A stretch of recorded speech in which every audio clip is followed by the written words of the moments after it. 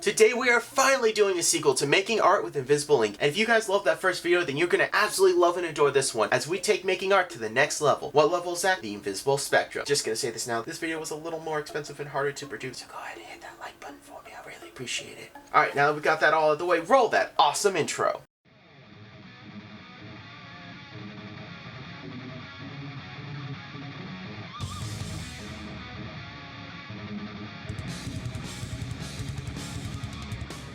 What's up YouTube, I'm J-Rod at BLACKEST, and today we're doing something a little familiar but with a brand new twist. As if you remember about a year ago, I made a video where I decided to do illustrations using invisible ink. And I had a ton of fun with that video. It was super fun to make, it was a lot of hard work, but I enjoyed the entire process, and that piece that we made at the end is still in my portfolio, proudly displayed as it is one of my most favorite and unique pieces that I've made for the channel. But after I made that video on that art piece, I knew I wanted to revisit this idea of invisible ink, and when I found out that this company Optics makes other colors of invisible ink, something that I haven't seen before, I had to jump on that. Now the first one that I've picked up is this. This is the Optics Invisible Ink Pen, and it glows bright red. Now the reason I picked up the pen and the color red was because, believe it or not, I also found out that this company that made the invisible ink that we used last time, the Invisible Blue ink by Optics, they actually don't sell red in a bottle form. They have green, yellow, blue, and pink, but they do not sell red in a bottle. They only offer this color inside of these markers. So right there, red being one of my favorite colors of all time, I had to give this a shot, and I also thought it'd be really interesting to actually use a marker, because if you remember the video that was last time, this stuff did not work very well, if at all, with dip pens and quill nibs. In fact, I would say that even with a brush, it was still very difficult to use. I'm actually really curious to see how this pen is going to work. If we take a closer look at the pen, you can see that it actually is kind of a cheap plastic. It's not super sturdy, which kind of bugs me considering this pen can cost upward from $5.99 all the way up to $9.99 just for one pen. So now you do have a little bit of a warning label, you do have the description of it, and then of course you have Optics with a Z, because why not? Pull off cap, which I could say does actually go on the back, which is super nice. And you don't get a normal head for this. This is actually a sponge head. I was kind of expecting something similar to a Posca pen or a paint pen, but no, this is a sponge that when you shake this pen, the ink will flow into it. So there's no pump. It's a very soft and squishy sponge, and that will actually draw with it. So now one thing I can say already is that with this type of pen, and this of course head, you're not going to get super fine lines. And I don't know why they chose to do a sponge, but of course we're going to have to test this out in our Batman sketchbook.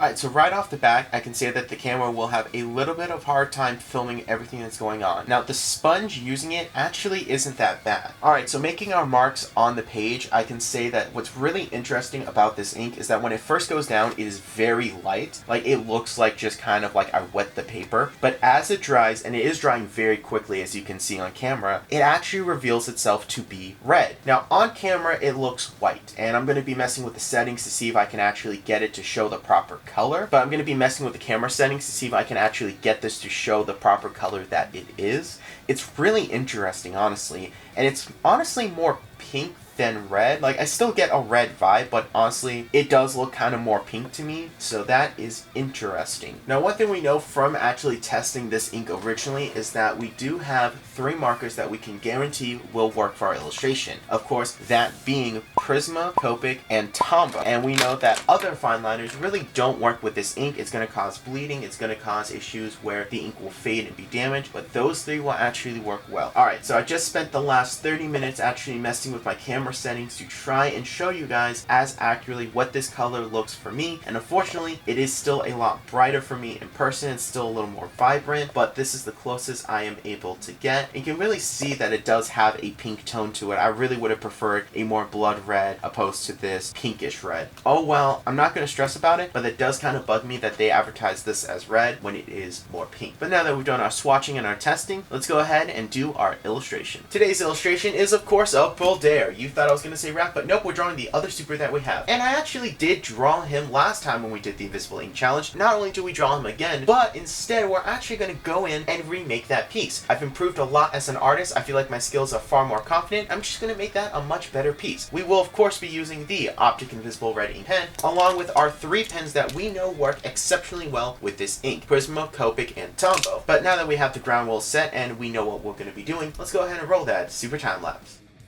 Inking this piece was very fun, but I have to admit I put a lot more thought into the lighting of this piece than I normally do, as I tend to really only do 1-point lighting, and it's pretty easy and that's standard for comic books. Here, Paul Dara's entire hands and his eyes would be glowing, so I had to make sure the lighting looked good both with the normal lights and with the UV lights, so it's just more challenging. Lucky for me, I do tend to have my sketches be far more detailed, so that when I go into the inking phase, I don't have to figure out things. It's really all set in stone, and I don't have to be second guessing myself or making more work for me. And in that way, this piece was no different. One thing I like about Paul Dara's design is that it leans more towards heavy cross-hatching, which I do enjoy. You see, Ra's design is very different. As he has a liquid suit of armor, there are no cross-hatches. It's meant to be just these pitch black highlights to help create that liquid and mysterious look. But with Paul Dara being human with normal clothes and, well, not liquid on him, it makes sense to have that cross-hatching in those folds, so it really is very fun to do. I always have found doing cross-hatching very enjoyable, almost therapeutic in a way where you just kind of get lost doing the detail and just enjoy drawing. That's really what I had with this piece, was just a fun drawing experience. And when it came to actually doing the invisible ink for the piece, it was very fun and very enjoyable, and I decided to actually go in with some other brushes and use the original invisible ink that we used a year ago to really make this piece pop and just have more fun with it. The only thing that I found really interesting, so when it came to using the marker, I realized that the marker head itself wasn't a sponge. The marker head was actually a really thick, fine brush that felt like a sponge. It really fooled me, but after I made that discovery, I got used to it really quickly and found I could use it to make some really fun and interesting textures. So overall, this piece was super fun to make, and I love how it looks. So let's go ahead and take a look at our finished product.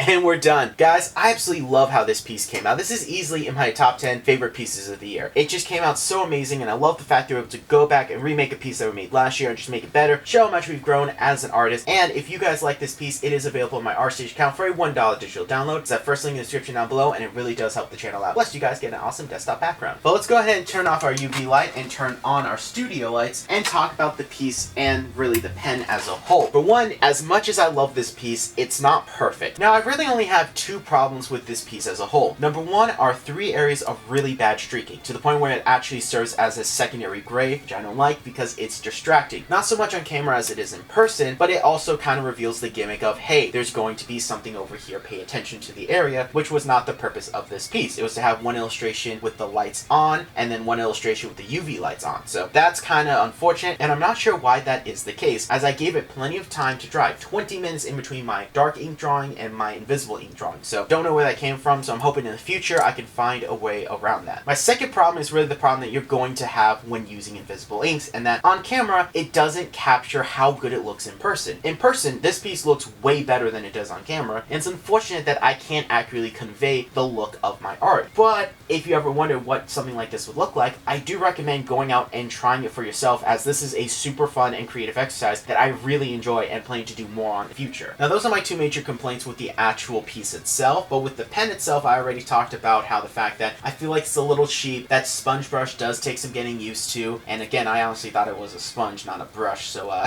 my bad there. But overall, I'm just surprised that the red ink is a little more pink than what it should be. It still is red. It's still red, not pink, but it has a little bit of a pink undertone to it, and the pen itself just being the only way to get their red ink. I would love to have a bottle of this stuff, but I'm stuck only with these pens, so that's kind of annoying. But honestly, Optics still has made the best invisible ink I've used, and while I think that this pen is a little lackluster, I'm gonna rate this as a 7 on my scale of 1 to 10. The ink quality itself really does help with the cheapness and the lacking of the pen, and again, I would like to actually have a bottle of red ink and a more blood red ink, but I'm not gonna complain too much. I'm happy with what I have. Honestly, if you were to pair a pen with another bottle of ink, you can create some really awesome artwork like we've done here. You could focus on contrast or blending. There's a lot you can do with these, and I think that's just just really awesome, the fact that this company has different ways of actually using their product. And that's overall my opinion on Optic's invisible pen. I think it's actually a fun little thing that you can make some really fun artwork with, which I honestly do recommend going out and making some invisible ink art. It's really fun, it's really unique, it will stand out among your other pieces, and it's just a really fun experience that you learn a lot about that will help you grow as an artist. But that's my opinion, and I'd love to hear your guys in the comment section down below. Tell me what you guys think of the artwork, the ink itself, everything in between. And I know I already said it, but go ahead and leave a like on the video if you did. This was a lot of fun, but a lot of hard work to make. It really does help the channel out. And while you're down there, go ahead and subscribe to the channel for more art and animation-based content. Remember, I'm J.Rod at BLACKEST. I draw power in my own soul.